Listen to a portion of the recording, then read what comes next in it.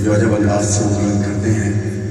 اب میں ہمیشہ کہتا ہوں کہ اگر ممبر پہ مجھ سے پہلے اگر مولا حسین یہاں کھڑے ہوئے ہوں تو کوئی لب بند رہ سکتا ہے؟ نہیں نا. اس وقت کیا آپ نے برابر والے کی پرواہ کرو گے کہ اگر میں نے یا حسین چیز کے کہا یا ماتم کیا تو برابر والا کیا سوچے گا؟ نہیں. مولا حسین کے مجلس میں غریب بن کر کے رہو. جب تمہاری آنکھیں بند ہوگی تو یہی تمہاری شفاعت کرنے والا.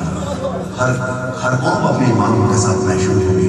اب یا حسین کی ایک صدا میں آج ماتمیوں کا ماتم دیکھ کر کے بلند کر رہا ہوں. صرف 2-3 مصرے پھر ماتم آپ کو دے دوں گا.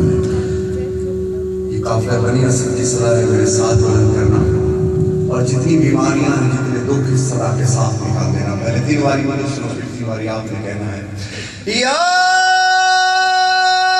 حسین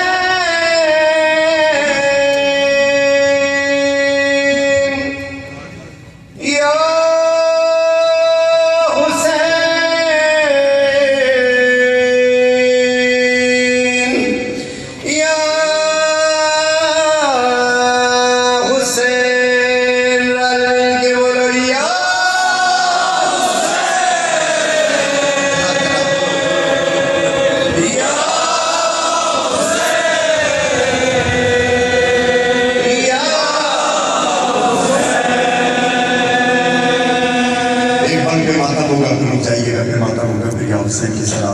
اور سنو مجلس کیا ہے اور ماتم کیا ہے.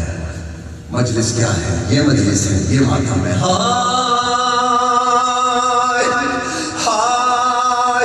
اور ماتم سوچ کے کربلا میں جب بہت زیادہ مومنین ہوتے ہیں تو کوئی کھل کے 2 ہاتھ کا نہیں کرتا. یہ 2 ہاتھ کا ماتم کرنا ہے اس طریقے سے.